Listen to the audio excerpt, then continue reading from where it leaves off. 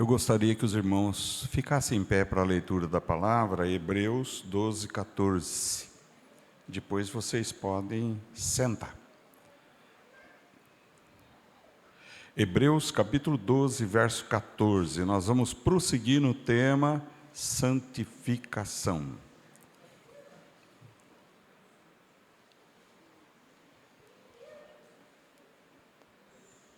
Hebreus é uma das cartas lá no fim, não é, do Novo Testamento.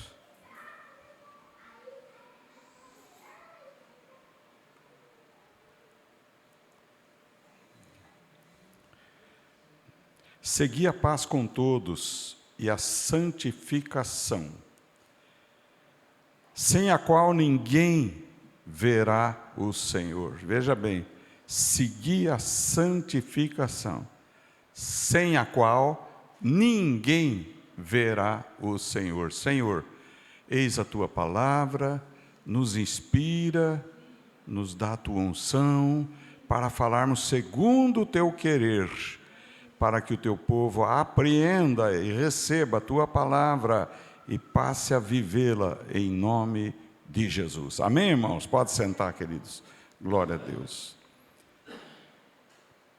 Eu vou até iniciar por um ponto que é fácil de entender: santificação. Um dos efeitos da santificação é o desejo de estar na casa de Deus. Isso não implica que é algo sem esforço, sabe, irmãos? Não é.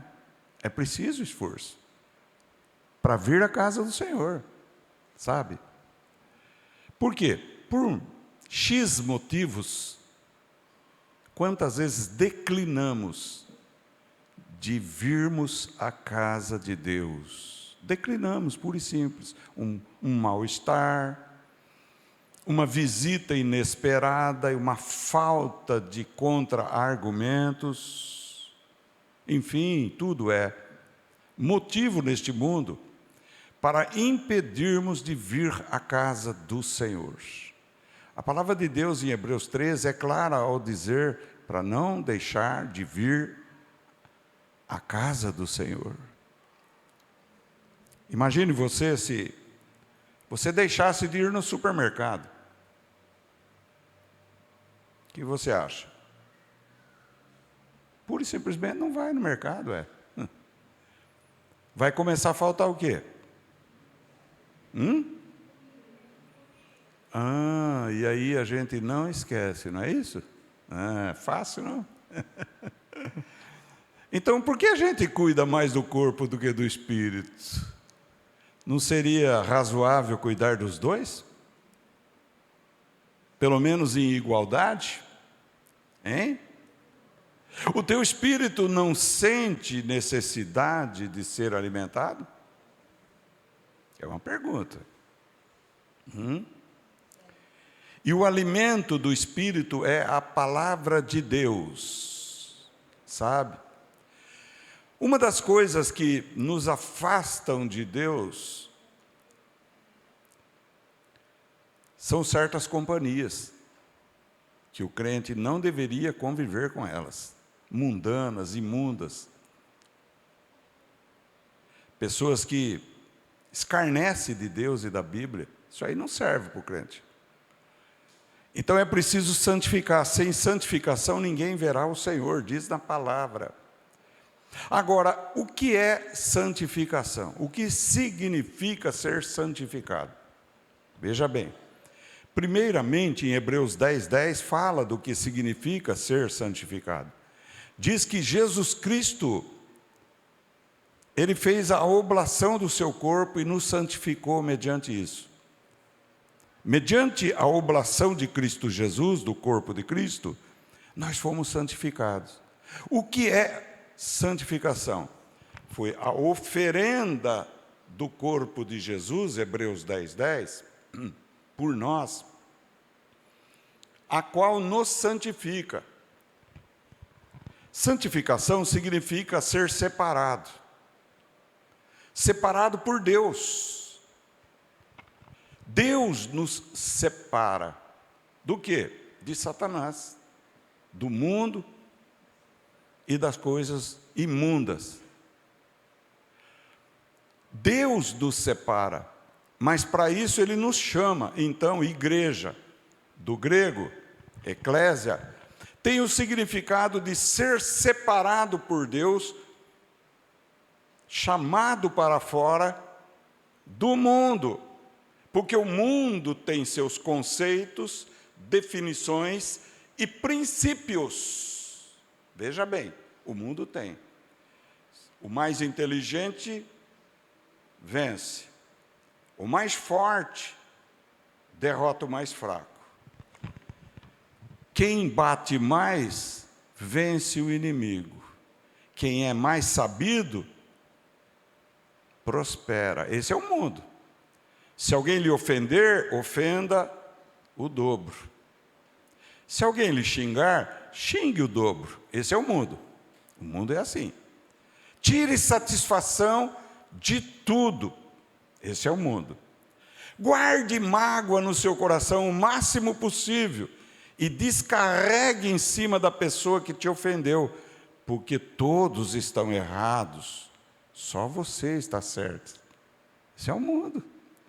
Dê liberdade, não reprima. Não diga o que é pecado, pecado constrange. Não reprima a criança, não disciplina a criança.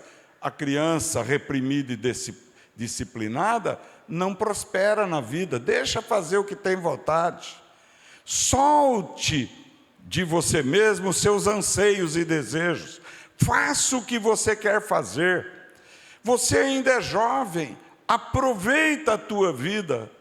E o aproveitar a vida pelo mundo é se prostituir, é falar palavrões, é falar impropérios, é imoralidade e coisas semelhantes a estas.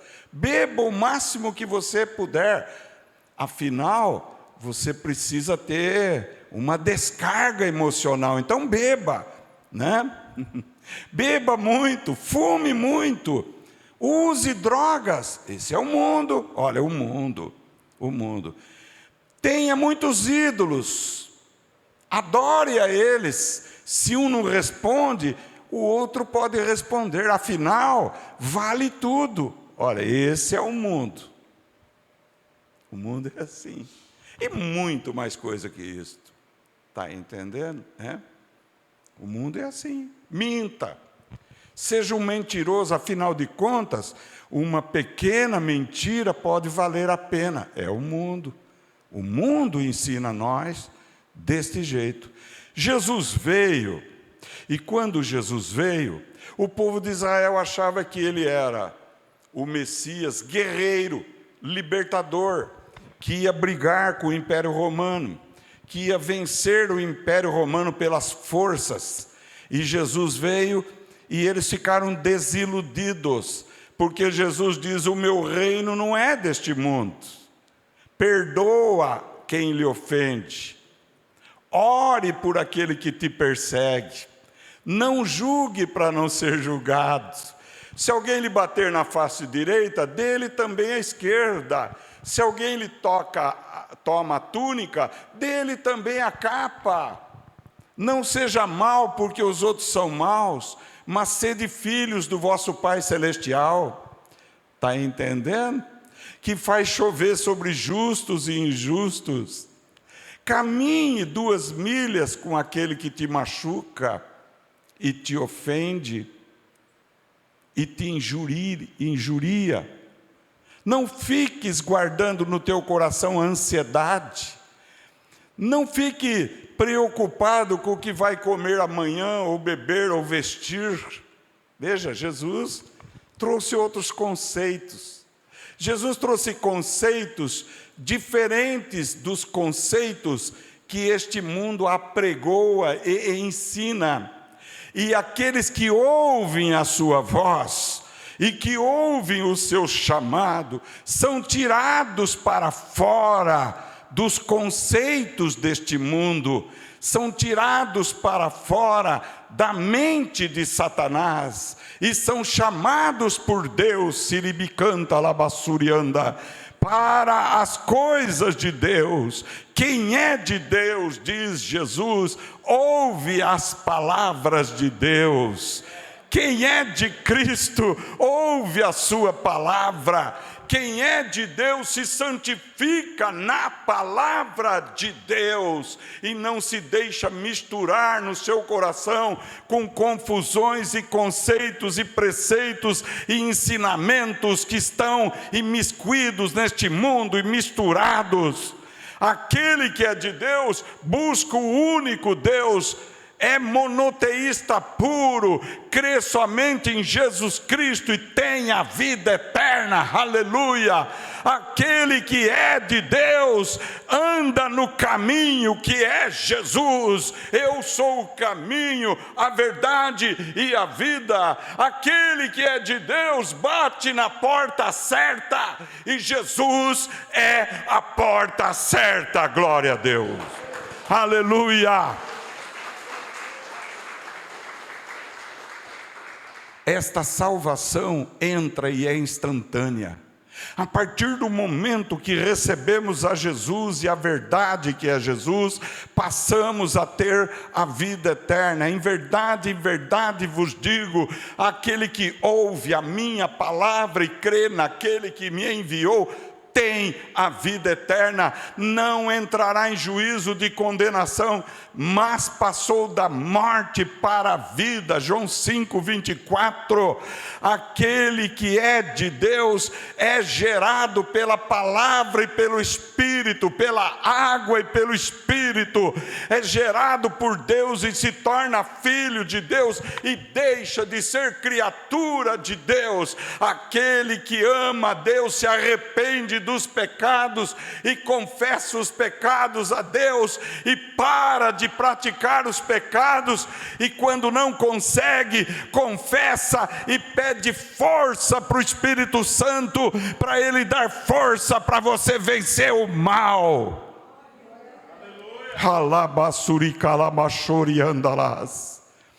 Esta santificação é instantânea e quem morrer nesta santificação verá a Deus, entrará na glória de Deus. Porém, nós estamos já passando muitos anos para uns, menos anos para outros, que estamos nessa fé, que estamos nesse caminho, que se chama Jesus Cristo. E nós precisamos então almejar, desejar, querer a santificação que é progressiva. A santificação progressiva depende de duas pessoas, de Deus e de nós.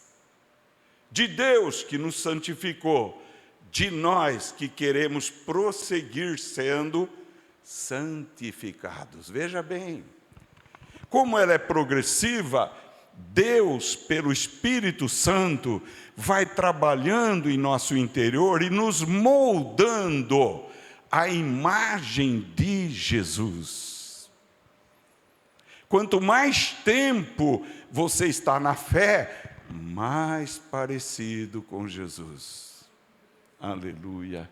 Então, ninguém vai te enganar, o mundo não vai te enganar, as pessoas não vão te enganar, Satanás não vai te enganar, e você não troca nada por Jesus, e você não troca nada pela paz que Jesus nos dá. Ele diz: eu vos dou a minha paz eu vou lá dou, não a dou como o mundo a dá, não turbeis vossos corações, porque na casa do Pai tem várias moradas, e se não fosse assim eu vou-lo teria dito, mas eu vou e vou preparar lugar para vocês, para que onde eu estou, vós estejais também. João 14, verso 1 em diante, aleluia. Quando olhamos para Jesus, vemos a manifestação do Deus invisível, agora visível em Jesus, o qual Ele chama de Pai, e é Pai, porque Deus é o Espírito. Jesus nos disse: Deus é Espírito, e os seus adoradores devem adorá-lo em espírito e em verdade. E quando você começa a adorar a Deus em espírito e em verdade, você não o troca por aquilo que o diabo te oferece: dinheiro, fama, prazeres, idolatria, feitiçaria, inimizade, desejo de vencer desenfreado, mesmo que pisando nos outros. Você não se deixa mais comprar, você não é mais vendável, porque você diz: o salário teu, diabo, é a morte, e o salário de Jesus é a vida eterna. O dom gratuito que há em Cristo é a vida eterna. Sabe o que o mundo mais precisa? O mundo está em colapso, o mundo está como uma fervura numa panela pronta para explodir. É problema religioso, é problema econômico, é problema político, é problema filosófico, é problema de interpretação, é problema de conflito, é problema de fome, é problema de todo jeito. E daí nasce guerras e guerras e guerras, porque o mundo está em guerra. Mas Jesus diz: vinde após mim e eu vos farei pescadores de homens. O que o mundo precisa é da paz que é de Cristo. O que o mundo precisa é arrepender-se dos seus pecados e reconhecer Jesus como o único Salvador e único Senhor. Glória a Deus. É isto que o mundo precisa. Neste mundo tereis aflições, Jesus diz para nós que o seguimos. Por quê? Porque nós confrontamos o mundo. Há um conflito entre nós e o mundo. E quando o mundo não seduz os cristãos através das suas ofertas mundanas, satânicas, diabólicas, ele procura seduzir o mundo através das críticas e das perseguições vorazes. Você é fanático, deixe falar que é fanático. Ninguém chama de fanático os jovens que estão num campo de futebol, pulando, gritando, bebendo fanaticamente por um time. Nós, pelo menos, somos fanáticos por Jesus. Aleluia! Somos fanáticos por Jesus. Vale a pena, vale a pena, vale a pena. Embora sendo fracos, dizem na carta em Apocalipse capítulo 3, guardaste a minha palavra e não negaste o meu nome. Olha que coisa tremenda. Por isto eu vos guardarei da grande aflição que há de vir sobre a terra, a qual já está batendo as portas. Já vem vindo uma tribulação jamais vista na terra, e depois uma grande tribulação. Mas confio na palavra de Jesus. Mesmo sendo fraco, perseguido, caluniado, humilhado, difamado, eu seguirei a Jesus Cristo, e desse caminho não desisto. Aleluia! Glória a Jesus. E Jesus é o pão da vida. Jesus dá o maná do céu. O maná que Ele dá é a sua palavra. O maná que Ele dá é a sua própria vida. O maná que Ele dá é o seu próprio corpo, ofertado numa cruz por nós, o qual nos resgatou e pagou por nós a nossa redenção, o nosso resgate e a vida eterna. Olha o que Paulo fala aqui na palavra em 2 Coríntios capítulo 7, versículo 1. O que Paulo diz em 2 Coríntios 7, 1. Tem alguém que queira abrir a palavra de Deus? Ora, amados, pois que temos tais promessas, purifiquemo-nos de toda imundícia da carne e do espírito, aperfeiçoando a santificação no temor de Deus. Então, necessário é nos aperfeiçoar da impureza, da sujeira que há na carne e também no espírito. Porque embora temos 3 naturezas, presta atenção: natureza espiritual, natureza da alma e o corpo. O corpo é soma do grego, a alma é psique do grego, e o espírito é pneuma. Temos 3 naturezas, somos um só ser humano. E nós temos que resistir os impulsos de Satanás, do mundo, e as tentações e concupiscências geradas em nós mesmos, e nos aperfeiçoar. Isto implica: Espírito Santo, me ajuda a controlar minha boca. Espírito Santo, me ajuda a controlar meus olhos. Espírito Santo, ensina-me a controlar minhas mãos e meus pés, para que meus pés caminhem somente na direção de Cristo, usando a lâmpada que é a luz, que é Cristo, para os meus passos serem seguros. Espírito Santo, eu quero adorar a Deus, me ajuda, me inspira, me abençoa, me dirige. E Jesus diz: e o Espírito Santo vos fará lembrar tudo quanto eu vos tenho ensinado. Glória a Deus. Na primeira carta de Paulo aos Coríntios ainda, esta foi a segunda que eu li. Na primeira, no capítulo 6, no versículos 10 e 11, Paulo não afagou com a sua mão os crentes de Corinto, não. E nem a nós. Ele diz: não erreis,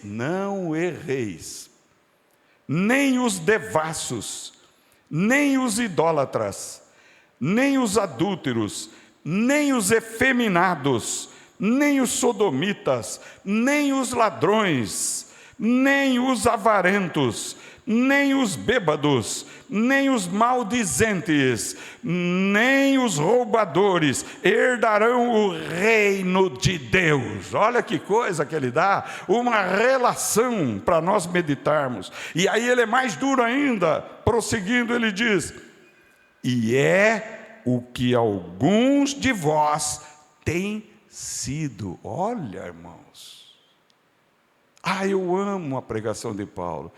Então ame mesmo, é a palavra de Deus. Olha só, ele diz assim: mas haveis sido lavados, mas haveis sido lavados, mas haveis sido santificados, mas haveis sido justificados em nome do Senhor Jesus e pelo Espírito do nosso Deus.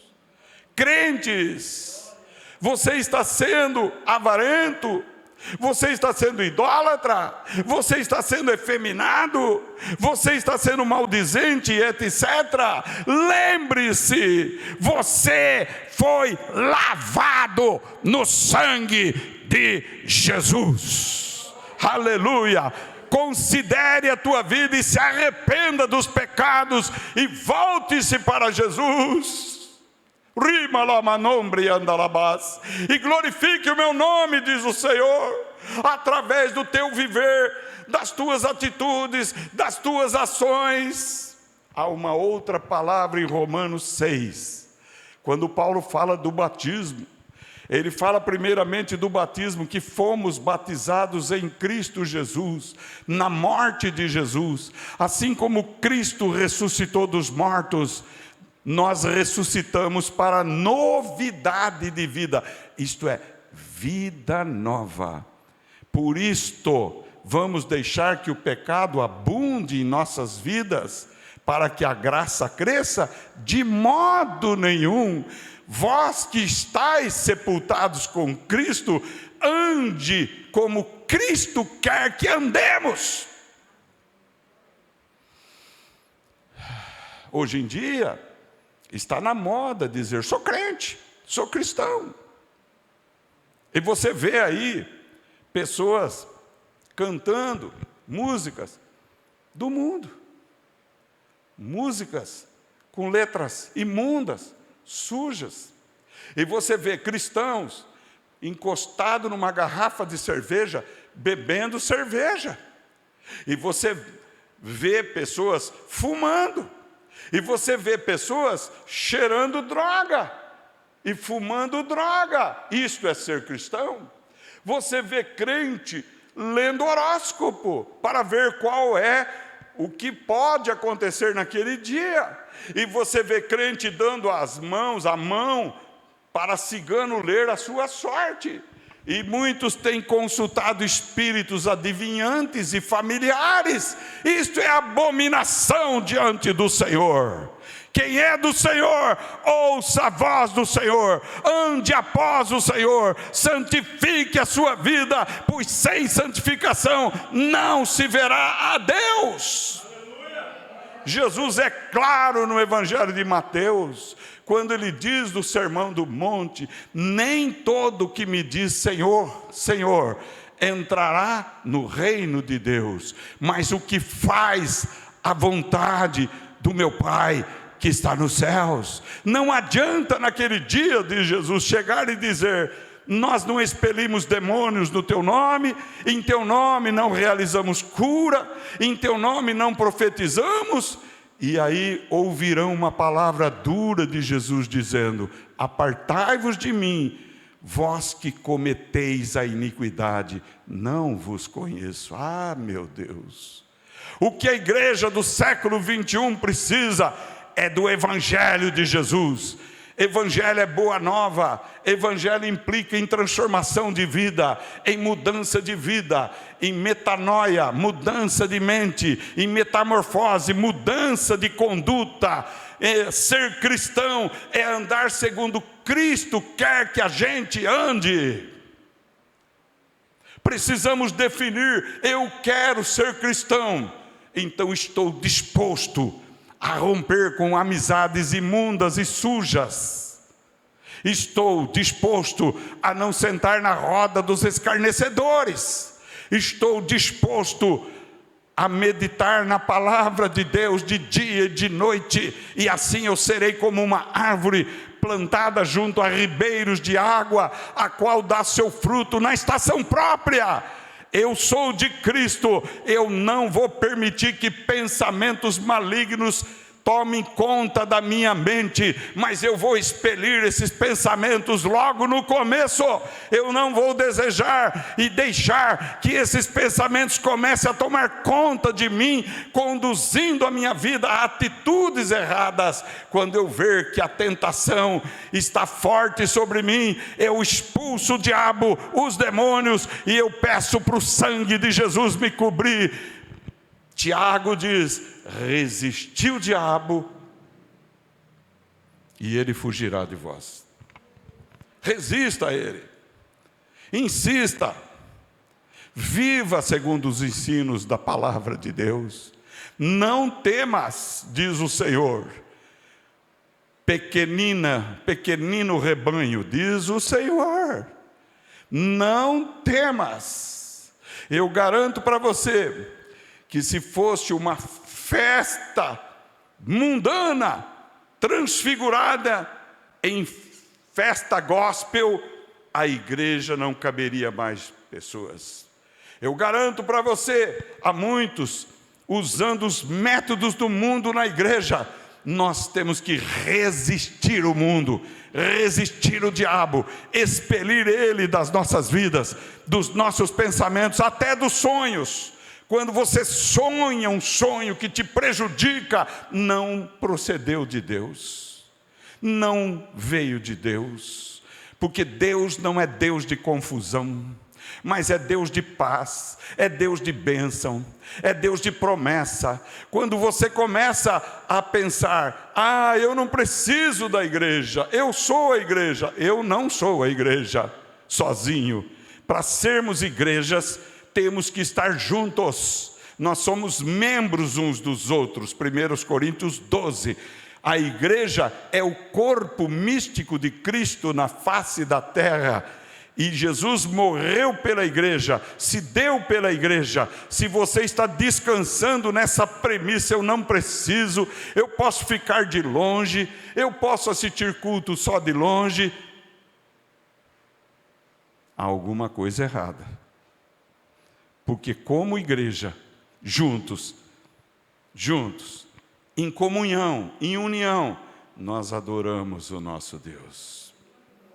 Entenderam? É Cristo sim, igreja sim.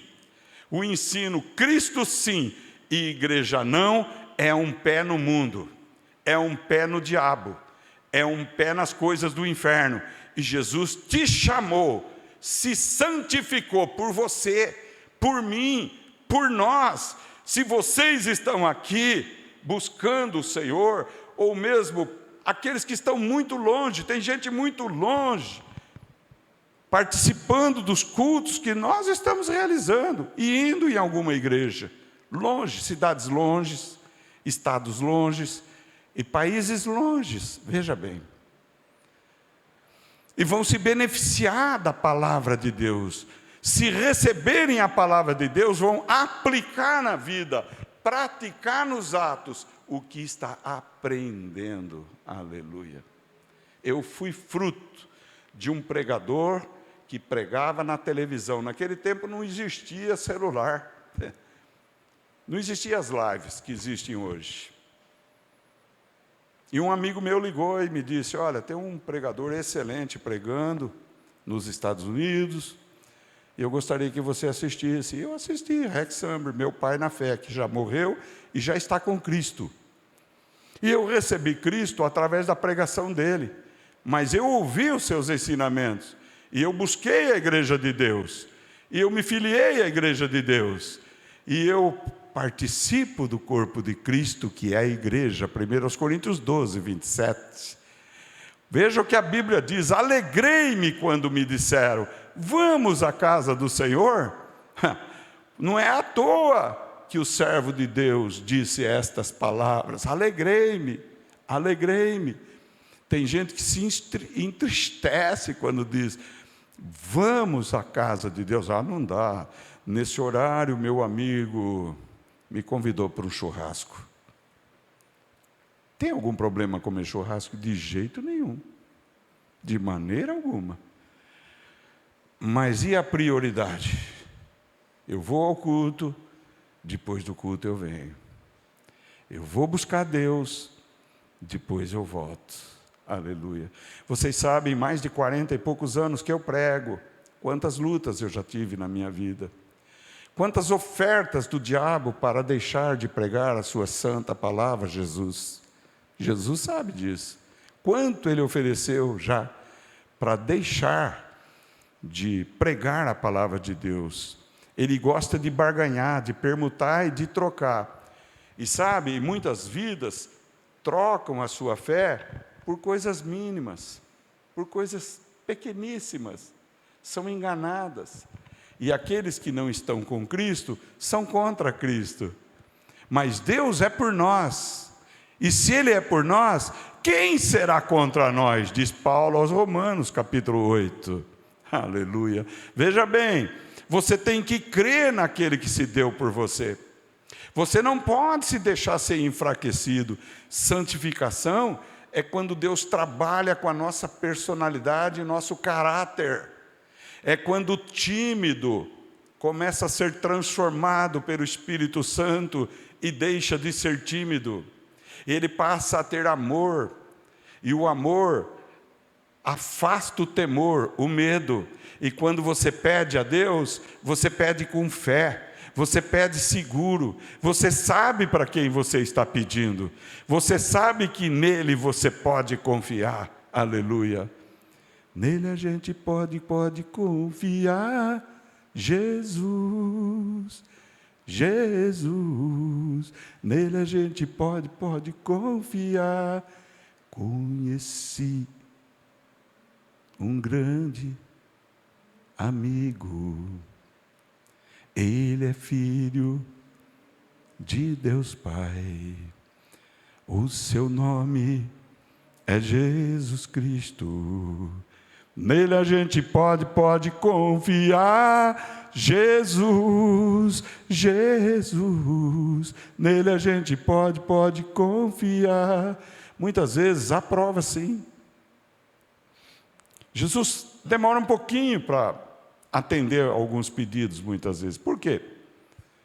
Porque é necessário que a nossa fé seja provada. O que é fé? Fé é confiança em Deus.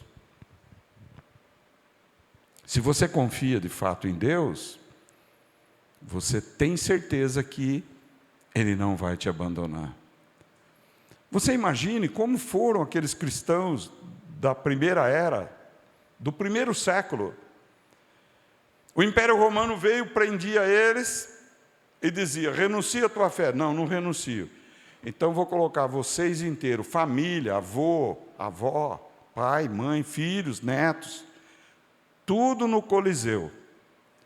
E vou soltar tigres e leões. Eles vão comer vocês. Mas se vocês renunciarem à fé, eu não solto os tigres e nem os leões. Eu solto vocês. Eles se reuniam, irmãos. E a história conta que, abraçados e orando a Deus, e cantando louvores a Deus, as feras vinham, matavam eles. Mas veja o que Jesus diz: não temais aqueles que matam o corpo e não podem fazer nada com a alma. Antes temam Deus, que pode jogar o corpo e a alma no inferno. Temam a Deus. Entenderam? Então, veja bem, a prova de fé que eles passaram. Foi prova? Foi. Mas eles morreram. Aquele que crê em mim nunca morrerá, Jesus disse. Aleluia. Partiu o seu espírito do corpo e foram recebidos pelo Senhor. Veja o que aconteceu com Estevão. Ele foi apedrejado e Jesus veio receber ele, aleluia.